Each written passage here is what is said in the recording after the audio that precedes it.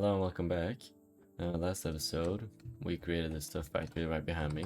Now, I haven't really done much since last episode in here, not even added the lights, which is really bad by me, but nothing's really changed. I kind of just let it run in the background and everything's beginning to fill up, which is great. But today, I want to shift gears a little bit and step away from, the factories and all the automation stuff and do something a little bit different. Now, we've all heard about the Great Aeronautics, right? How we can make like boats and airships and all that stuff. And I kind of want to play around with that today, but now we're not going to be doing something simple like an airship or a boat or anything of the sorts. For me to tell you what we're going to do, let's just first hop into a creative world. Okay, so what do I want to do? What I want to do is that I want to create a quadrapedal mech. I think that's what they're called, like a mech with 4 legs. Now, okay, this is spoilers, but how are we going to make that happen? First of all, we're just going to look a little bit at the anatomy of a human foot and how it works. So we all know how a leg works, right? If you don't know, then I don't think you're human, but if we look, we have 3 joints which allow us to move our legs. The first joint up at the hip is what kind of controls if the leg goes forwards or backwards, and then we got the knee and then the ankle, which just support it and like kind of load bearers. So we need to somehow simulate stepping forward and then stepping backwards. By now, since we're only really gonna be needing like this kind of movement here, this one from the hip, going forwards and backwards. So the question is, how do we do that? And now I'm gonna be honest, the first thing I was trying to do was make a spider, because if we go over here, thought that would be really cool. I have this sort of like movement here. It's very rough, but see, like it's stepping forward, the leg extending out. And then let's move over to how it's actually going to be. So we have this little movement thing here, which looks pretty simple. That was set up of 3 like main components. First of all, we have this one here. This is our most important part, which is the swivel bearing that is rotating. And now what this does is that it rotates in 360 degrees. And then it has this swivel bearing attached to it, which is always unlocked. And now what always unlocked does is what I've done over here, that you can move it freely without it needing rotational power.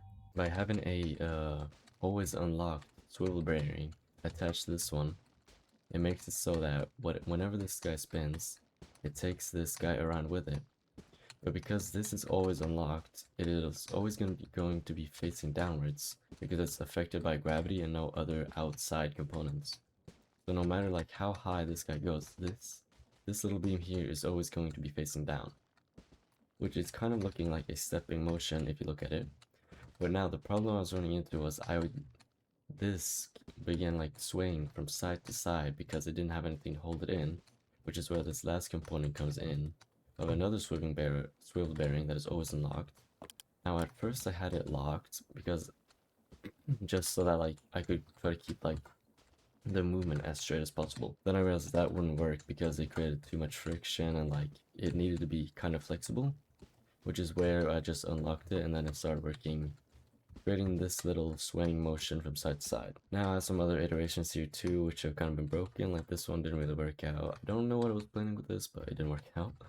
And then I had a little like spider demonstration here too, which has just exploded for some sort of reason. So we're not gonna look at that, but I think this one might work. No, it doesn't have any springs attached to it, so we're not gonna try to turn it on right now. The gist of this was I had the same movement here, but I just flipped it on the side. So the holding thing would have been like this instead, so that it's vertical instead of just facing downwards. And then I had the movement right here, which connected to a long arm, which connected to a swivel bearing with another swivel bearing, which are always unlocked.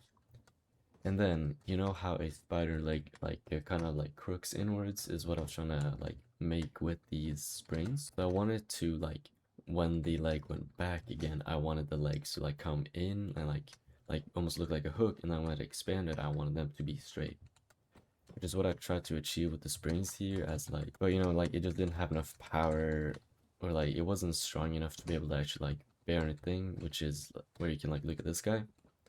Now this is like a very rough design using like the leg over there, just kind of fancied it up a little bit.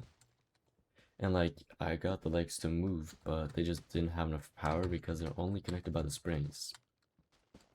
So this is kind of like, after this I kind of gave up on the thought of making a spider. And gonna have to go back to the drawing board for that one. And then if we travel a little bit over here, we now have this design, which is just the same as this one, but just fancied up a little bit more, just so it looks a little bit better. And now maybe let's see if I can get this moving here. Yeah, so I got it moving, but it seems to be a little bit choppy. Our current design is not as choppy as this, but yeah, you can see the gist of it. Now we have a forward stepping motion, and then it drags its leg across the ground again to create that like forwards movement. And then we have this this is just a little older design. I added this Sultan on the bottom just to get like, because this has the sticky properties, which, yeah, just to get more grip on the ground. Okay, so now we have the first iteration of our mech based off of the legs I did over there. I've done just a small like change where I've added a spring in the middle here too, just for some extra stability. And now if we let this guy walk, let's see here. I think, okay, he's walking, but the wrong way, it seems like. Oh, okay, he's walking now. But if you look at him, you can see that his legs are like breaking underneath the pressure. So that, okay, this one isn't like as clear, but look at this one. This leg is just absolutely just folding, which doesn't make for like pleasant viewing. Like this doesn't look good at all. It's like his arms barely work and just like dragging himself along the floor.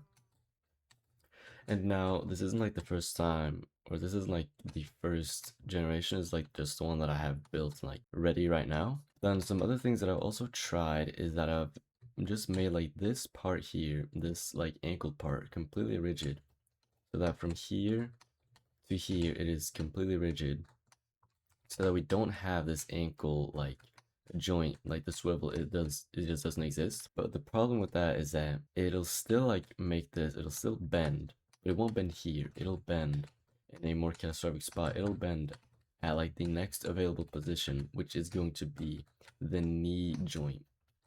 And now if it bends at the knee joint, it'll make it is kind of showing you right now too.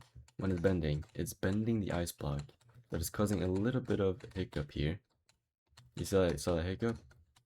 On its way back up, it's causing a little bit of hiccup because this is causing collision glitches by it like phasing through this little cupcake panel. So this just doesn't work. Even with this, it's still kind of noticeable that it's phasing through. So like this just didn't work at all. But I mean, this walks and all that, so I'm not gonna take that away from him. And I mean, for a first design, it works. It walks. Oh, didn't mean to drop him there. But now I needed to face these issues because we couldn't have a mech walking like this, which is where this mod comes in. And this is the create transmissions and linkage mod, which adds these pneumatic rods. Now these pneumatic rods, you can kind of think of them as like the suspension on a car, that by the way that it will contract and expand based on the force, based on if force is applied to it. So you see here, it is fully expanded when there's no force applied to it, but as soon as I start pushing it towards the ground, it will, oh, it's kind of glitching, but it will contract. Oh, there, it just went through the floor. It'll contract, and then as soon as that pressure lets up, it'll expand back out again. Now that's exactly how the wheel of your car always stays on the ground by, for example, driving on a speed bump. This is the speed bump here. The speed bump comes, it drives over the speed bump, and then it goes back down as the speed bump lowers. So that's how the wheel is always on the ground, and this is just like how suspension in your car works. So then I first thought I could use this for legs, which is kind of like what you're looking at here. This is a functional leg, where it steps to the ground, it takes some of the pressure or the weight, and then it goes back and then lifts up the leg again, and then it just does this over and over again. And I mean, this is working very smoothly.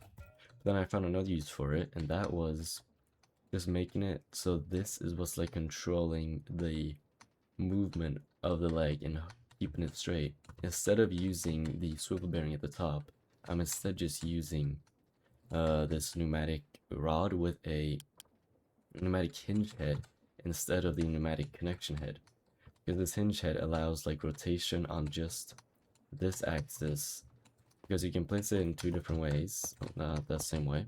That's also the same way. No, that's the same way. Can I place it a different way? There we go. You can either place it like this, or you can place it like this, and then allow rotation this way.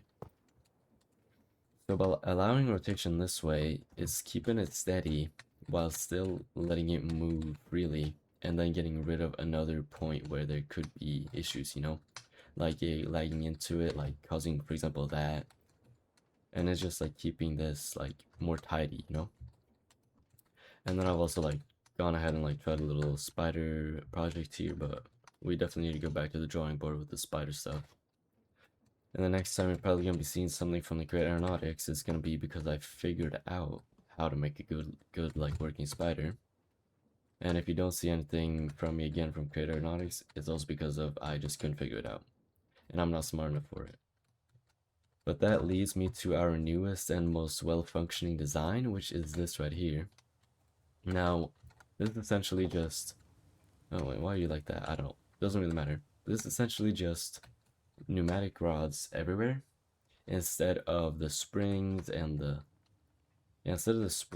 the like multiple swivel bearing connections, which you see here. I only have 2 swivel bearings compared to this mech over here. See, how many do I have here? I think I have like 4 or something like that. Okay, I have 3 swivel bearings on this one. So lowering the amount of swivel bearings while still having the same or better movement is just kind of good.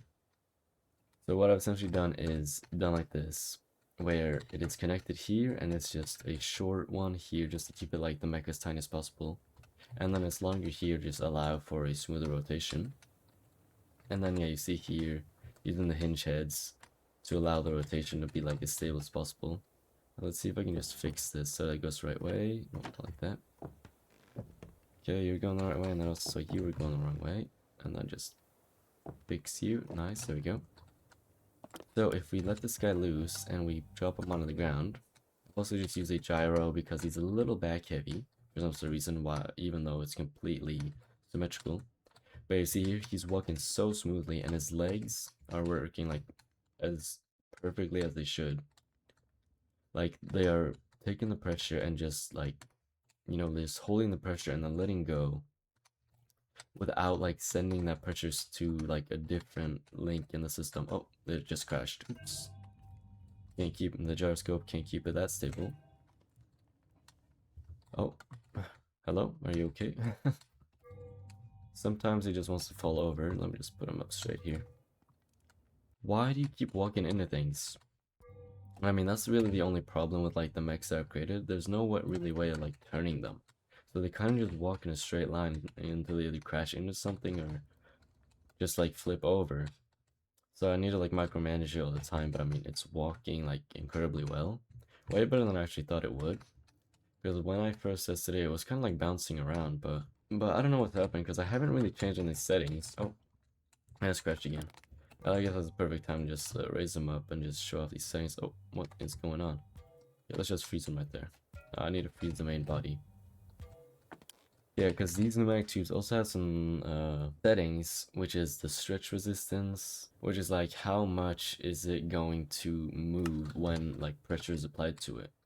So the higher the number, oh, I did not mean to do that. That kind of sucks. So the higher the number on the tube or on up here is the less it'll move or the less it'll contract as pressure is being put on it. So I think down here on the legs, I have 6 stretch resistance. Like it doesn't, I haven't really noticed much of a difference, but. And then we have just the expected length, which is just the length of the tube that it'll always like want to have. This is like always wanting to be in a state of 3 blocks long, so that it'll like push back to 3 blocks once there's no more pressure on it. And then the last one is just return force, which is just like how hard is it gonna work to be in this state right here. Like how much is it like gonna push back so that it stays in here, which it kind of goes hand in hand with the stretch resistance. And I haven't really messed around with that setting at all. I thought I would need to because he was very bouncy when I first tested him. He kind of just fixed himself for some sort of reason. So now he's working perfectly fine. Like he was very bouncy, and then I lowered the expected return, I think. Return force like 4, and then he started working good again. But now it's back to 10, so I don't really know what happened here, but he's working and that's all that matters. Now this is completely survival friendly. You can craft all of these in survival. they're just pretty expensive to make. Like, you need precision mechanisms, and you need, okay, these rods, the rods aren't the most expensive part. The most expensive part is the connection heads. But the rest is also just completely sort of friendly swivel bearings, and then I've used the portable engines instead of the creative engines that I've used here. So we can just like go ahead and place this right into survival, which we're gonna do now. So let's go. Here we have the mech in all this glory in our survival world. Everything is set up how it's supposed to be, and now the only thing that's missing is the assembler. But before that, I just want to make sure that the legs are synchronized so that it'll actually walk like a normal mech, you know, because if all the legs go at the same time, it'll just be hopping about. So we need to make it so that the two opposite legs are desynchronized from these two opposite legs so that these two work together and these two work together. And the way I'm going to do that is just as simple as removing this little vertical gearbox so only this leg will spin. And then we'll just pop a valve on, no, not there. Why is it touching there? Go there. And then we make it 180 degrees. Move, okay, it needs to go the other way. Now I think that doesn't matter, but okay, 180 degrees, that's good. And then we just get the gearbox back, and then we jump over here and do the exact same thing on this side. 180 degrees. And then get the shaft back, and now he should be ready for assembling. So now if we just drag this lever, he should be fully assembled. Nice, now I see he stopped. Okay, so he should be on the ground now. The only thing that's missing that we need to do is give these some coal. So if we give them coal, we should start walking. Oh wait, he's crashing. This is the worst spot for scaffolding. I can't even get up there. Oh my god. Okay, let me just turn him around. I got this physics staff, which is just essentially the same as it is in the creative one, but just survival friendly. So if you just plop him down that way. Oh my god. And I'm kind of nervous because I don't know how he'll function. I've only tested him in a... Oh, and he falls over. I've only tested him in a flat world, so I don't know how he'll, like, react to, like, actual terrain. And I mean, he seems like he tries his best, but then he just kind of falls over. So I wonder if a gyro would solve that. I mean, like, this design, like, I know he's, like, a little stubby, and I think, like, this, like, design flaw of him falling over could just be solved if I made, like, his body longer. Because, I mean, his body is very short, and if I made it longer, I think he wouldn't struggle as much with standing upright. But, I mean, I just try to make him as small as possible. I mean, he's cute this way. Oh, no, I don't think he wants to walk into the water. Let me just drag him up. Let's just get him up on my plateau here. Just so it's a little bit easier for him to walk around. And he's got a lot of space over here. Okay, let's get him down right here. Let's see if he'll walk. Wait, not that way. Walk that way.